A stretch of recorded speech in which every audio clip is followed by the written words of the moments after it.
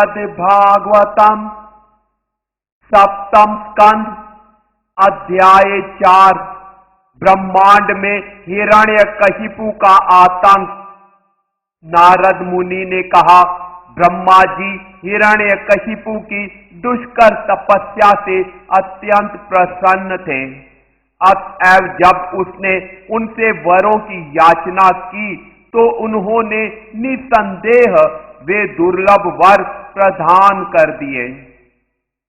ब्रह्मा जी ने कहा, हे हिरण्यकशिपु, तुमने जो वर मांगे हैं वे अधिकांश मनुष्यों को बड़ी कठिनाई से प्राप्त हो पाते हैं।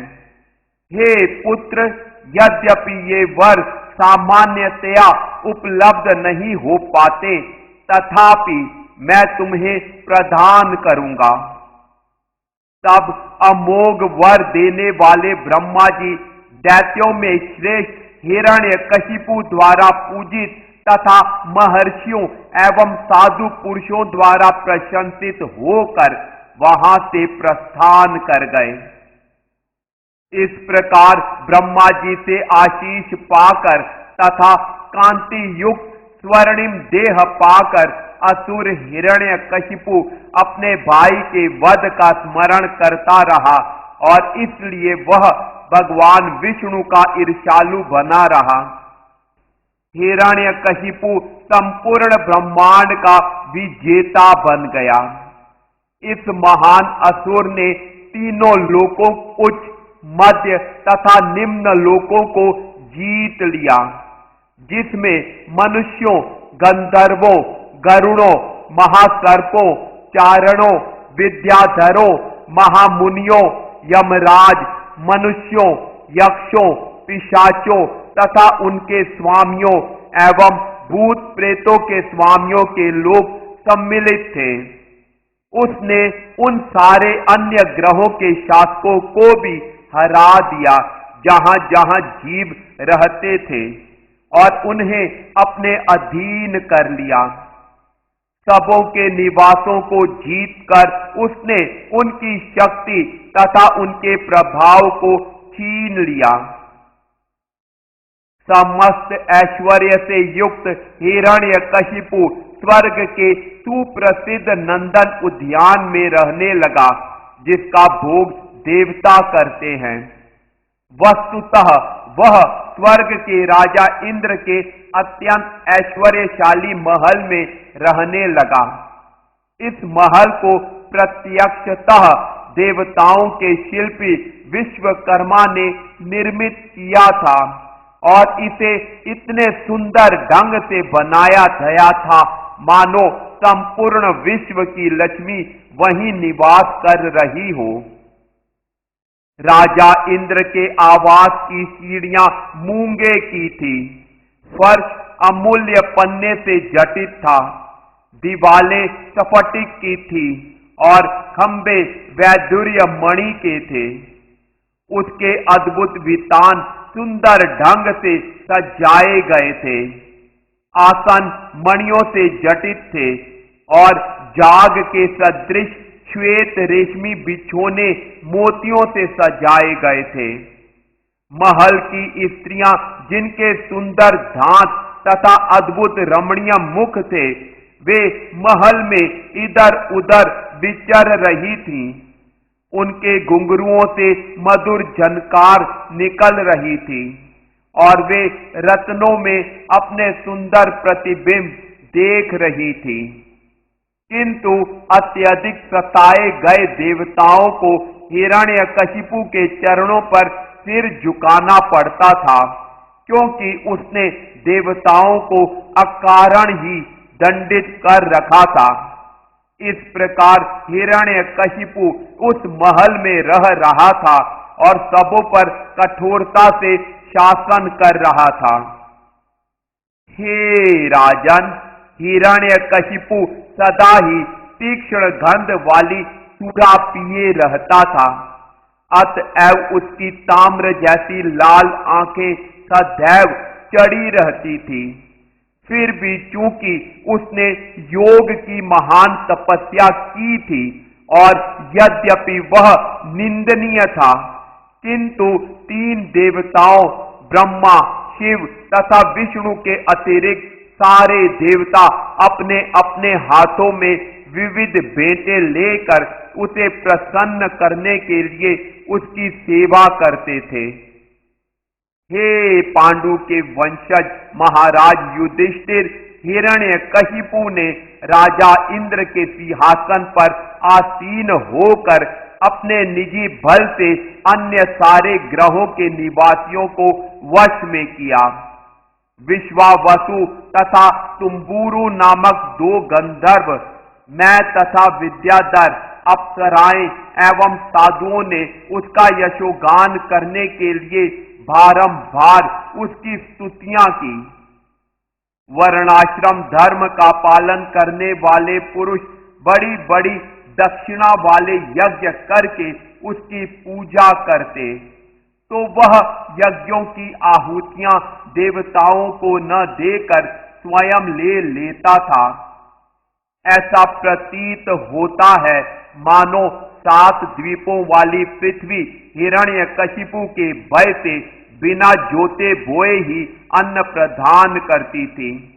इस प्रकार यह वैकुंठ लोक की सुरभि या स्वर्ग लोक की कामदुदा गायों के समान थी। पृथ्वी पर्याप्त अन्न प्रदान करती, गायें प्रचुर दूध देती तथा आकाश अनोखी घटनाओं से सुसज्जित रहता था। ब्रह्मांड के विविध सागर अपनी पत्नी स्वरूप नदियों तथा उनकी सहायक नदियों की लहरों से हिरण्यकशिपु के उपयोग हेतु विविध प्रकार के रत्नों की आपूर्ति करते थे। ये सागर लवण, इक्षु, सुरा, घृत, दुग्ध, दही तथा मीठे जल के थे। पर्वतों के मध्य की घाटियां हिरण्यकशिपु की क्रीड़ा स्थली बन गई, जिसके प्रभाव से समस्त पौधे सभी ऋतुओं में प्रचुर फूल तथा फल देने लगे।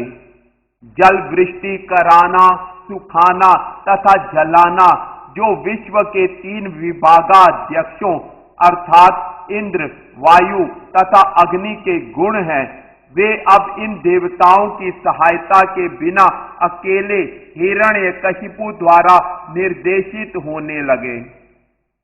समस्त दिशाओं को वश में करने की शक्ति प्राप्त करके तथा यथासंभव सभी प्रकार की इंद्रिय तृप्ति का भोग करने के बावजूद हिरण्यकशिपु असंतुष्ट रहा, क्योंकि वह अपनी इंद्रियों को वश में करने के बजाय उनका दास बना रहा। इस प्रकार अपने ऐश्वर्य से अत्यधिक गर्वित एवं प्रामाणिक शास्त्रों के विधि विधानों का उल्लंघन करते हुए हिरण्यकशिपु ने काफी समय बिताया। अतएव उसे 4 कुमारों ने, जो कि प्रतिष्ठित ब्राह्मण थे, शाप दे दिया। हिरण्यकशिपु द्वारा दिए गए कठोर दंड से सब के सब, यहां तक कि विभिन्न लोकों के शासक भी अत्यधिक त्रस्त थे। वे अत्यंत भयभीत तथा उद्विग्न होकर और अन्य किसी का आश्रय न पा सकने के कारण अंततः पूर्ण पुरुषोत्तम भगवान विष्णु की शरण में आए। हम उस दिशा को सादर नमस्कार करते हैं जहां भगवान स्थित हैं, जहां संन्यास आश्रम में रहने वाले विशुद्ध आत्मा महान साधु पुरुष जाते हैं और जहां जाकर वे फिर कभी नहीं लौटते, बिना सोए अपने मन को पूर्णतया वश में करके तथा केवल अपनी श्वास पर जीवित रहकर विभिन्न लोकपालों ने ऐसा ध्यान करके ऋषिकेश की पूजा करनी प्रारंभ की। तब उन सबों के समक्ष एक दिव्य वाणी प्रकट हुई जो भौतिक नेत्रों से अदृश्य पुरुष से निकली थी। यह वाणी मेघ की ध्वनि के समान गंभीर थी और यह अत्यंत प्रोत्साहन देने वाली तथा सभी प्रकार का भय भगाने वाली थी। भगवान की वाणी इस प्रकार गुंजायमान हुई, हे परम श्रेष्ठ विद्वानों, डरो मत, तुम सबका कल्याण हो। तुम सभी मेरे श्रवण तथा कीर्तन द्वारा एवं मेरी स्तुति से मेरे भक्त बनो, क्योंकि इन सब का उद्देश्य सभी जीवों के लिए हितकारी है। मैं हिरण्यकशिपु के कार्यकलापों से परिचित हूं और मैं उन्हें शीघ्र ही रोक दूंगा। तब तक धैर्य पूर्वक प्रतीक्षा करो। जब कोई व्यक्ति पूर्ण पुरुषोत्तम भगवान के प्रतिनिधि देवताओं, समस्त ज्ञान के प्रदाता वेदों, गायों, ब्राह्मणों, वैष्णवों, धार्मिक सिद्धांतों तथा अंततः मुझ पूर्ण पुरुषोत्तम भगवान से ईर्ष्या करता है, तो वह तथा उसकी सभ्यता दोनों अविलंब नष्ट हो जाएंगी। जब हिरण्यकशिपु अपने ही पुत्र परम भक्त प्रहलाद को सताएगा, जो अत्यंत शांत, गंभीर तथा शत्रु रहित है, तो मैं ब्रह्मा के समस्त वरों के होते हुए भी उसका तुरंत ही वध कर दूंगा। परम साधु नारद मुनि ने आगे कहा, जब सभी के गुरु पूर्ण पुरुषोत्तम भगवान ने स्वर्ग में रहने वाले सभी देवताओं को इस तरह आश्वस्त कर दिया, तो उन सबों ने उन्हें प्रणाम किया और विश्वस्त होकर लौट आए कि अब तो हिरण्यकशिपु एक तरह से मर चुका है। हिरण्यकशिपु के 4 अद्भुत सुयोग्य पुत्र थे, जिसमें से प्रहलाद नामक पुत्र सर्वश्रेष्ठ था। निसंदेह प्रहलाद समस्त दिव्य गुणों की खान थे, क्योंकि वे पूर्ण पुरुषोत्तम भगवान के अनन्य भक्त थे। यहां पर हिरण्यकशिपु के पुत्र महाराज प्रहलाद के गुणों का उल्लेख हुआ है। वे योग्य ब्राह्मण के रूप में पूर्णतया सुसंस्कृत, सच्चरित्र तथा परम सत्य को समझने के लिए दृढ़ संकल्प थे। उन्हें अपनी इंद्रियों तथा मन पर पूर्ण संयम था। परमात्मा की भांति वे प्रत्येक जीव के प्रति दयालु थे और हर एक के श्रेष्ठ मित्र थे। वे सम्मानित व्यक्ति के साथ एक दास की भांति व्यवहार करते थे। गरीबों के वे पिता तुल्य थे और सम्मान धर्मात्माओं के प्रति वे दयालु भ्राता की तरह अनुरक्त रहने वाले तथा अपने आध्यात्मिक गुरुओं तथा पुराने गुरु भाइयों को पूर्ण पुरुषोत्तम भगवान की तरह मानने वाले थे। वे उस बनावटी अभिमान से पूरी तरह मुक्त थे जो उनकी अच्छी शिक्षा, धन, सौंदर्य व राजसी जन्म के कारण संभव था। यद्यपि प्रहलाद महाराज का जन्म असुर वंश में हुआ था, किंतु वे स्वयं असुर न होकर भगवान विष्णु के परम भक्त थे। अन्य असुरों की तरह वे भी कभी भी वैष्णवों से ईर्ष्या नहीं करते थे। भयावह परिस्थिति आने पर वे कभी उद्विग्न नहीं होते थे और वेदों में वर्णित सकाम कर्मों में प्रत्यक्ष या अप्रत्यक्ष रूप से भी रुचि नहीं लेते थे। निसंदेह वे हर भौतिक वस्तु को व्यर्थ मानते थे, इसलिए वे भौतिक इच्छाओं से पूर्णतया रहित थे। वे सदैव अपनी इंद्रियों तथा प्राण वायु पर संयम रखते थे। स्थिर बुद्धि तथा संकल्पमय होने के कारण उन्होंने सारी विषय वासनाओं को दमित कर लिया था।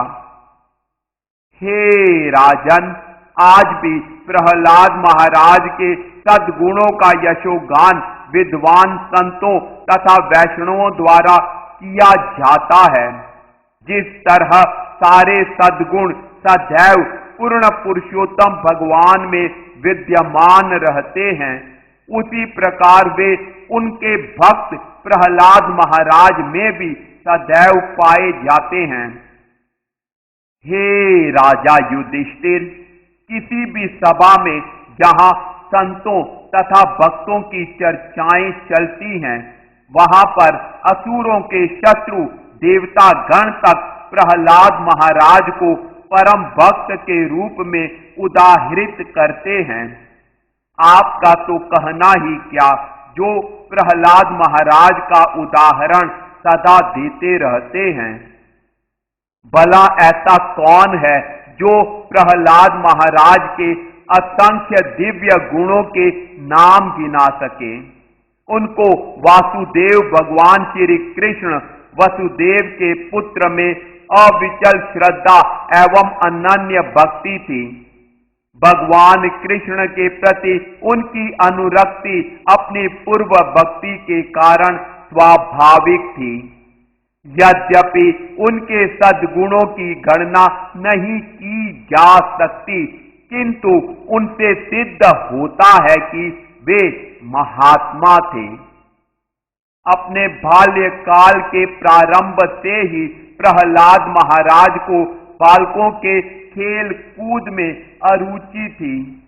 निसंदेह उन्होंने उन सबका परित्याग कर दिया था और कृष्ण भावना अमृत में पूर्णतया लीन होकर शांत तथा जड़ बने रहते थे। क्योंकि उनका मन सदैव कृष्ण भावना अमृत से प्रभावित रहता था, अतएव वे यह नहीं समझ सके कि यह संसार किस प्रकार से इंद्रिय तृप्ति के कार्यों में निमग्न रहकर चलता रहता है।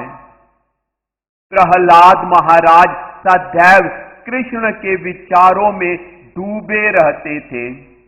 इस प्रकार भगवान द्वारा आलिंगित होने से उन्हें यह भी पता नहीं चल पाता था कि उनकी शारीरिक आवश्यकताएं यथा बैठना, चलना, खाना, सोना, पीना तथा बोलना किस तरह स्वतः संपन्न हो जाया करती थी।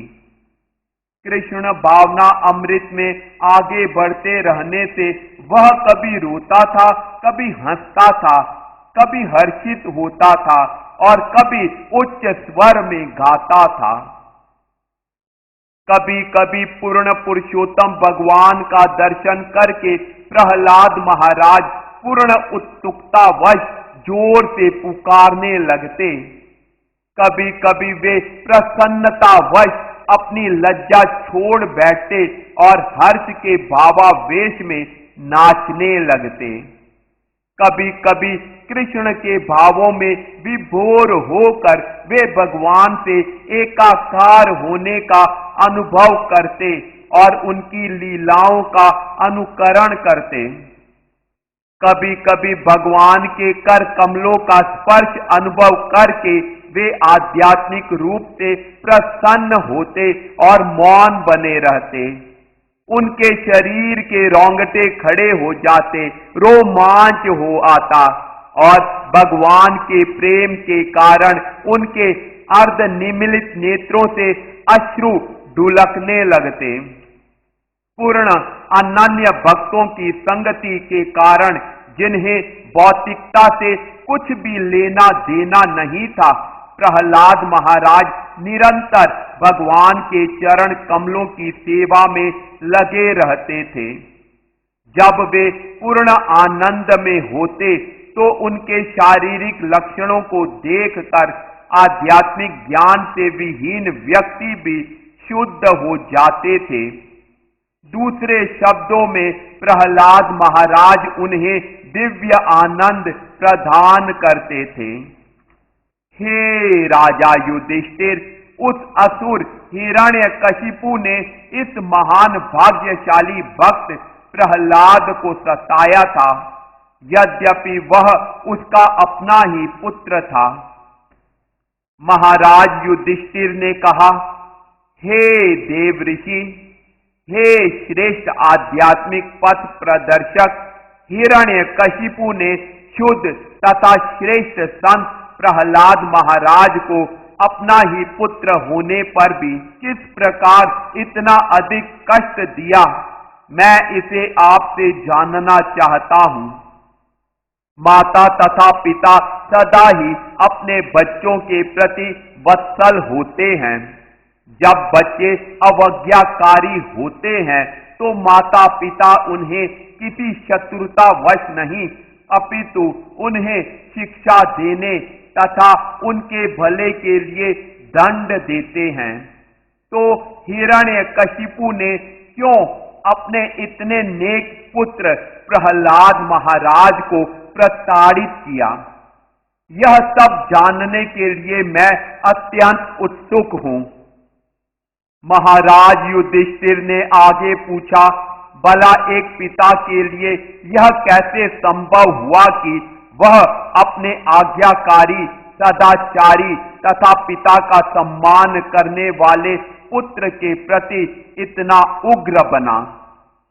हे ब्राह्मण, हे स्वामी, मैंने कभी ऐसा विरोधाभास नहीं सुना कि कोई वत्सल पिता अपने नेक पुत्र को मार डालने के उद्देश्य से उसे दंडित करे।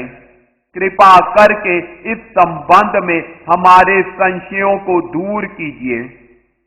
इस प्रकार श्रीमद् भागवत के 7वें स्कंद के अंतर्गत ब्रह्मांड में हिरण्यकशिपु का आतंक नामक 4थे अध्याय के भक्ति वेदांत तात्पर्य पूर्ण हुए।